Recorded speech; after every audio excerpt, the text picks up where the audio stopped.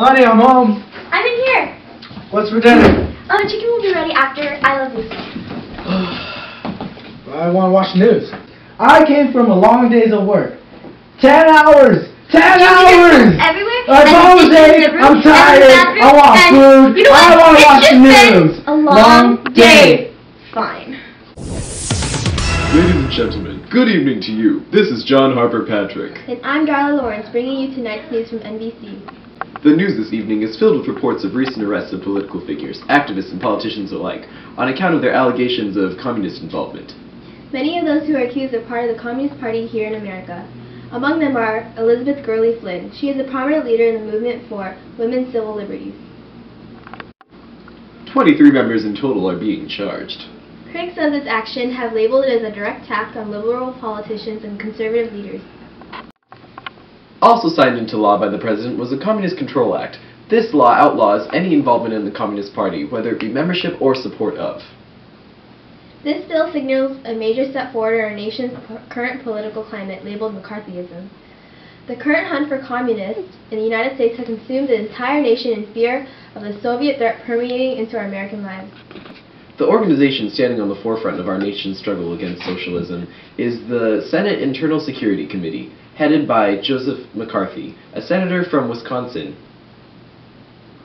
Senator McCarthy is currently undergoing bureaucratic negotiations with the U.S. Brigadier General concerning alleged assaults he made at the general during an investigation on certain enlisted military personnel. Back to you, Steve. Why do people hate communists so much these days? We're a democratic country, and we don't want communists running the U.S. of A. Another commercial. But I like this commercial. Now introducing Kroger's Pure Clover Grade A Honey, made from American bees here in America. All my gals from the Tupperware party use it when they go to the Tupperware parties and for their baking necessities. And it's super sweet, just like my honey and my American family. Sweet ass Kroger's. After all, you don't see me speaking Russian. Man, I love being American. We should go get some honey. We should, but what do you think the purpose of that commercial was? But I think every American should buy some Kroger's honey. After all, no one wants to be a communist. My favorite soap opera is coming on. Hidden Desires. Turn it on. Turn it on. No. I said turn it on. No.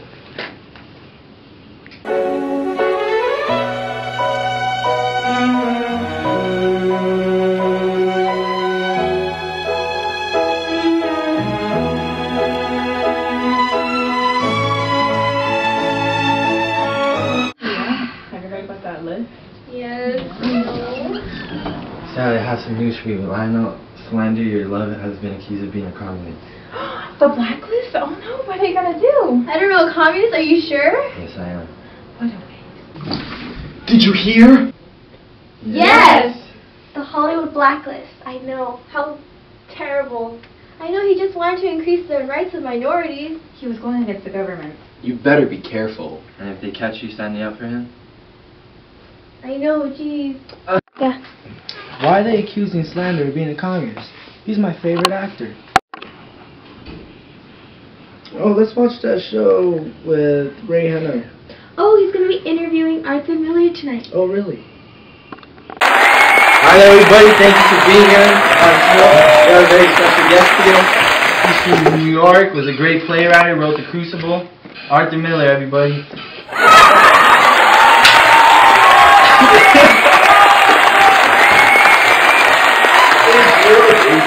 Thank you for having me. Well, thank you for being here. We have a few questions for you today.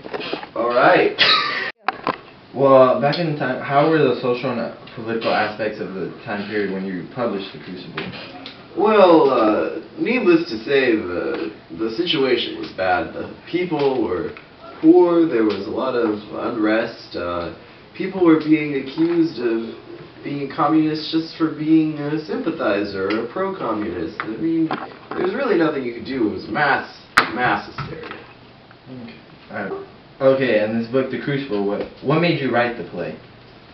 Well, I wanted to make sort of an allegory comparing the McCarthy era to the witch hunts of Salem back back in the early colonial days of America.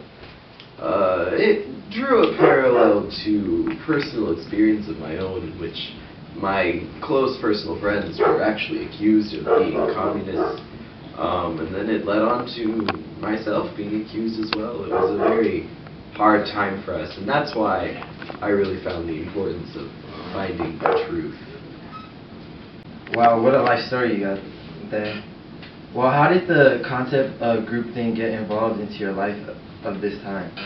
Well, McCarthyism really signifies how the American people got kind of together and just went out on these large crusades, blindly accusing people of communism, just based off of the fact that they so desperately wanted a scapegoat. It's sad, really. It's just big, blind mass hysteria. That must have been a really big factor of your life. But now talking about the future, what do you think are examples of mass hysteria in our future society? Well, with the blending of new cultures and a lot of political diversity as well, I feel like many people may be more inclined to kind of gather together and blindly follow these strange new fads just based off of their instinct to join a crowd. I mean, people can be a lot like lemmings, the way one will just jump off a cliff and the rest will follow the same just for the sake of conformity. You know what I mean? Yeah, I think people will just follow what the crowd wants them to, and that's just really sad, and I don't see that changing. So why is McCarthy accusing everybody of being communist? I guess he just wanted to support the Republican Party by eliminating all the liberals. Well, I think that wraps up our show for today. But thank you, Arthur Miller, for being here today and giving us a little insight in your life story. Well, thank you for having me. Over and out.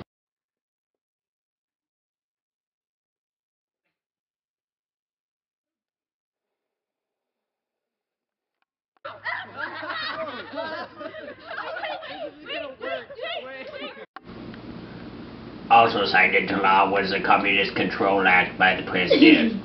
It's very special. No, I just... Here you go. Go, Jesse. It's coming off.